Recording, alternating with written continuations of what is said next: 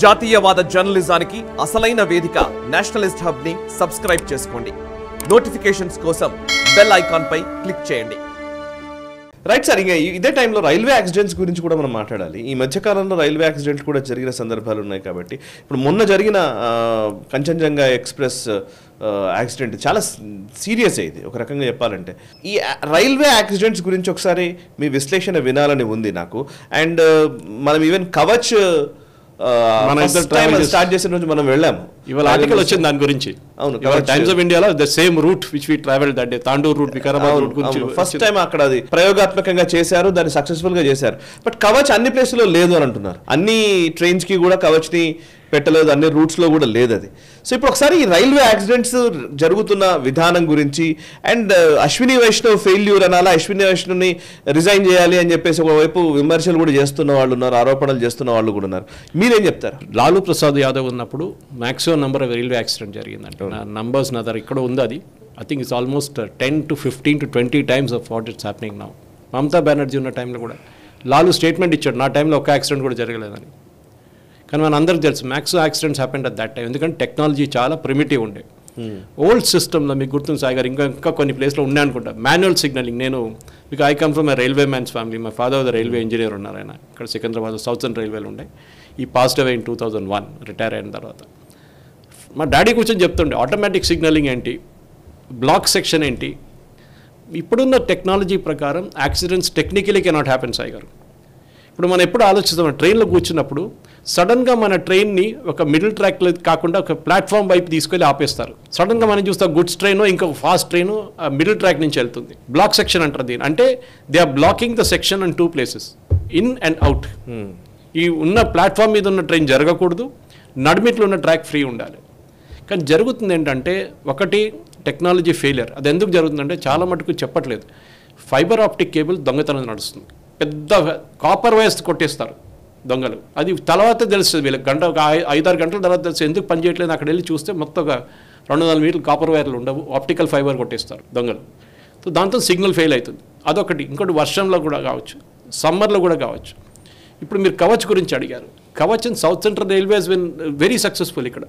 ఎందుకంటే ఈ బాలసోర్ యాక్సిడెంట్ తర్వాత కవచ్ యాక్సిడెంట్ ప్రివెంట్ చేస్తా అని అడిగారు. సో కవచ్ అంటే ఏంటి? Railway standard design organisation prevent చేసిన ఒక షీల్డ్. ట్రైన్స్ అంటే హెడ్ టు హెడ్ వచ్చి కొట్టకూడదు ట్రైన్స్ అనేది. ఈ ప్రివెన్షన్ సిస్టమ్కి, ఎందుకంటే దీనికి ఎర్రర్ 1 in 1000 10,000 ఇయర్స్లో జరుగుతుందంట. అంత so well developed it is. కానీ 1 కిలోమీటర్కి కవచ్ సిస్టమ్ ఆపరేట్ చేయాలంటే 50 లక్షలు. బికాస్ సో వరల్డ్ వైడ్ ఇప్పుడు ఇండియాలో 50 lakhs 1 kilometer మీరు ఆప్టికల్ ఫైబర్ మీరు చూసుంటారు. ఆ రోజు మన నేషనలిస్ట్ ఆఫ్ దాంట్లో ఉంటుంది, నా ఫేస్బుక్లో కూడా వేసాను నేను. వాళ్ళు ఎలక్ట్రానిక్ సిస్టమ్ పెట్టుకుంటే పోయారు. మన కంట్రీలో అది కూడా కొట్టేస్తారు, దొంగతనం చేస్తారు మన వాళ్ళు, కొట్టేస్తారు వచ్చి. వాళ్ళకి పనికి రాదు. నాకు ఇప్పుడు కూడా గుర్తుంది, పాత రైల్వే సిస్టంలో బల్బులు ఉంటుండే సాయి గారు. కొంతమంది ఏం చేస్తారు, బల్బులు తీసేసుకుంటారు రైల్వే కోచ్ నుంచి. పాత ఇప్పుడు ఆ బల్బులు ఇప్పుడు అన్ని ట్యూబ్లైట్ వచ్చినాయి. తీసుకెళ్ళి ఇంట్లో పెడతారు. ఇంట్లో పెట్టగానే పేలిపోతుంది. వాళ్ళకి అర్థం కావట్లేదు that is voltage is something else. మీరు ఇంట్లో పెట్టేది అది 12 voltsలోనో 22 volts 24లో పనిచేస్తే ఇంట్లో 240 ఉంది. It will blast of. ఇది ప్రాబ్లం. సో మా ఫ్రమ్ రైల్వే మెన్స్ పర్స్పెక్టివ్ ఇదే చెప్తాను. ఎందుకంటే కవచ్ వర్క్ చేస్తుంది కూడా ఈ హై రేడియో ఫ్రీక్వెన్సీ మీద వర్క్ చేస్తుంది. మన ప్రేక్షకులు కూడా మనం యాక్చువల్లీ ఒక రైల్వే, నేను మా ఫ్రెండ్ ఉన్నారు సురేంద్రనాథ్ బొప్పరాజు, ఇంకెవరు అక్కర్లేదు మీకు, మన పుస్తకాలు రాసిన ఆయన, టెంప్లెక్సిటీ. He is developing, his company is developed actually Kavach system. ఎందుకంటే 4-5 కంపెనీలు చేస్తున్నారు. దాంట్లో 2 హైదరాబాద్ బేస్డ్ కంపెనీ. ఎవరు HBL సిస్టమ్స్ అని కంపెనీ ఉంది అక్కడ, మన షామీర్పేట్ వైపు, హైదరాబాద్ బ్యాటరీస్ లిమిటెడ్ వాళ్ళ పేరు ఉండే ముందు HBL. అది కాకుండా మేధా సర్వో డ్రైవ్స్ వాళ్ళు కూడా తయారు చేస్తున్నారు. ఇప్పుడు ఉన్న దాని ప్రకారం టిల్ డేట్ ఈ యాక్సిడెంట్ ఎందుకు జరిగింది అందరికి తెలుసు. సిగ్నల్ ఫెయిల్ అయింది. సిగ్నల్ ఫెయిల్ అయితే ఏం చేస్తారంటే వీళ్ళు పేపర్ బేస్డ్ సిస్టమ్ ఇస్తారు. మీరు పాత రైల్వే ట్రాక్స్ చూస్తుంటారు, ఒక మనిషి ఒక సర్క్యులర్ కేన్ షేప్డ్ ఆబ్జెక్ట్ పెట్టి ఇట్లా నిలబడతారు ట్రైన్ దగ్గర. ఇంజిన్ డ్రైవర్ పోగానే ఇట్లా చేతిలో తీసుకుంటాడు ఆయన. అవును. దాని లోపల ఒక మెసేజ్ ఉంటుంది, చిన్న బాల్ ఉంటుంది, మెటల్ బాల్. దాని చుట్టూ ఒక మెసేజ్ ఉంటుంది. ఏంటంటే ముందున్న ఒక 6 kilometers తర్వాత ఈ స్టేషన్ దగ్గర నుంచి ఉన్న సిగ్నల్ పనిచేయట్లేదు. ఆ టైంలో టెక్నాలజీ లేదు వాకీ టాకీలో చెప్పడానికి. ఇప్పుడు ఏం చేస్తారంటే పేపర్ బేస్డ్ సిస్టమ్. అంటే ఆ ట్రైన్ ఇంజనీర్కి ఒక స్టేషన్లో ఆపేసి, బాబు నెక్స్ట్ 6 kilometers సిగ్నల్స్ ఫెయిల్ అయింది, ఎలక్ట్రానిక్ సిగ్నల్స్ కాదు, ఎప్పుడైనా ఫెయిల్ కావచ్చు. ఫెయిల్ అయింది, so you have to go only at 15 kilometre speed.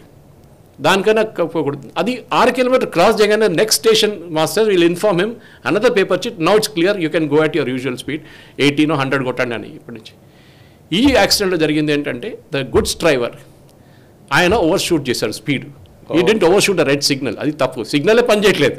Correct. చాలా మంది అన్నారు ఓవర్ షూట్ రెడ్ సిగ్నల్, మన వాళ్ళ టిపికల్ మీడియా యాటిట్యూడ్, సిగ్నల్ పని చేయకపోతే రెడ్ సిగ్నల్ ఎక్కడ ఉంది, పని చేయట్లేదు సిగ్నలే. సో మాన్యువల్ మోడ్లో నడుస్తున్నారు. కానీ he was going at about something like 50 to 60 అని చెప్తున్నారు.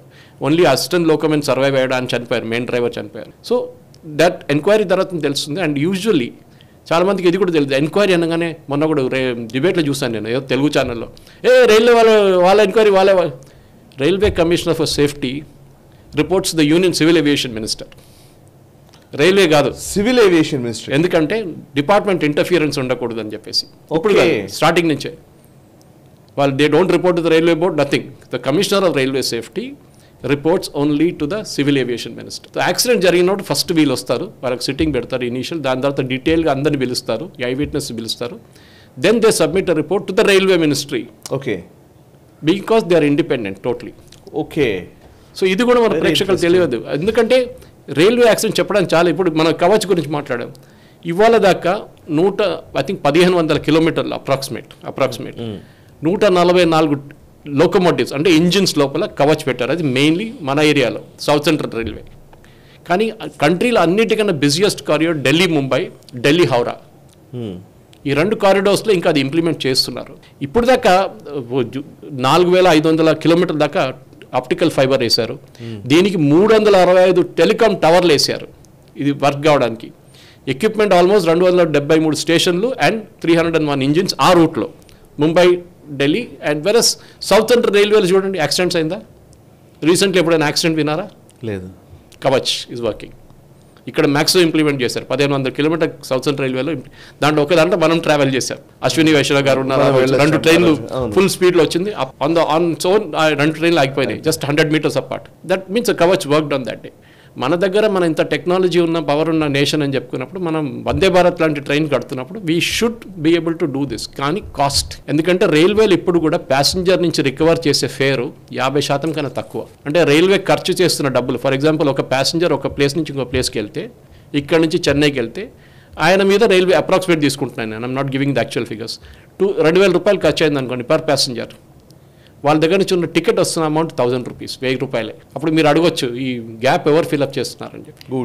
గుడ్స్ ట్రైన్ క్రాస్ సబ్సిడైజేషన్ అంటారు దాన్ని. మనం చాలా ఇండస్ట్రీస్లో చూస్తాం, అది ద రిచ్ సబ్సిడైజింగ్ ద పువర్ అంటాం మనం. ఇది that is what is happening. So Kavach అనేది జరగచ్చు, ఎందుకంటే మనం చెప్పాను హెచ్బిఎల్ కానివ్వండి, కెర్నెక్స్ కానివ్వండి, మిగతా వీళ్ళు ముగ్గురు మ్యానుఫ్యాక్చర్ చేస్తున్నారు. కానీ ఇంకా మనకు ఒక 20-30 కంపెనీలు కావాలి. బట్ ఈ కంపెనీలు పెట్టుబడి పెట్టరు, ఎందుకంటే ఇది long gestation projects. Kavach possibly ఒక 100 కంపెనీలు వస్తే కూడా ఇంప్లిమెంట్ చేయడానికి టైం పడుతుంది. ఆ ఇంప్లిమెంట్ చేసిన తర్వాత ఎవడు దొంగతనం చేయడం అది కూడా తెలియదు. ఆప్టికల్ ఫైబర్ ఎవడు కొట్టేస్తాడని. మన ట్రాన్స్మిషన్ కంపెనీ వాళ్ళు కంప్లైంట్ చేస్తుంటారు, ట్రాన్స్కో వాళ్ళు, మా కాపర్ వైర్ ఎవడో కొట్టిపోయినని. సడన్గా కరెంటు రావట్లేదు ఏంట్రని చూస్తే మొత్తం వైరే కొట్టుకుపోయారంట. So that attitude is there any. But safety wise I'm telling you, railway లాగా ఎవరు హార్డ్ వర్క్ చేయరు సాయి గారు. Not because my father work, he was a bridge engineer, export ఉన్నాను. And my father's first boss was E Sreedharan and he was in southern railway. Pamban bridge కట్టారు. You look at the technology. Pamban bridge British వాళ్ళు కట్టారు correct, దాని తర్వాత కొట్టుకుపోయింది మొత్తం సైక్లోన్లో, ట్రైన్తో సహా పోయింది అది. Then the rebuilt it back in 6 months with Sreedharan's credit. So మన దగ్గర ఉన్న రైల్వేలో ఉన్న engineers they are the best. కానీ రైల్వేల ప్రాబ్లం ఏంటంటే మన దగ్గర ఫైల్ పుషర్స్ అంటారు వీళ్ళని. ఆఫీస్లో కూర్చున్న వాళ్ళు ఎక్కువ ఉన్నారు, కావాల్సింది ఆన్ గ్రౌండ్. మనం ఎప్పుడు రాత్రిపూట ట్రైన్లో పోతున్నాడు విజిల్ వింటాం ఎప్పుడైనా, దట్స్ ఎ గ్యాంగ్ మ్యాన్. వాళ్ళకి రాత్రి లేదు పగలు లేదు, పనిచేస్తారు వాళ్ళు. They are the people who should be paid the maximum. Actually in Indian railways railway ఇంజనీర్స్కి హైయెస్ట్ శాలరీ, 3000 మందిని తీసుకెళ్తున్నాడు. కంటిన్యూస్ చూస్తున్నాడు సిగ్నల్స్. ఇద్దరు ఉంటారు కానీ కంటిన్యూస్లీ ఆ ట్రైన్ పోతున్న స్పీడ్లో 80లో ఒక signal to next signal is over in 10 seconds finished. So ఏం చూస్తాడు, 4 సిగ్నల్ కనిపిస్తుంది 4 ట్రాక్ల మీద, but he has to concentrate only on his signal. Correct. Human error possible ఎక్కడైనా. అండ్ టుడే ట్రైన్స్ మీ ప్రాబ్లం ఏంటంటే ఇంకోటి సాయి గారు, లోడ్ ఆన్ ద ట్రాక్స్ చాలా హెవీ. ఒక్క ట్రైన్కి 3 నిమిషాలు టైం. ఇప్పుడు ఒక్కడానికి ఒకటి ఉంది. అవును, కష్టం. We can't double the track, triple చేస్తాం మనం. కానీ కేరళ లాంటి ప్లేస్లో డబుల్ చేయడానికి ల్యాండ్ లేదు.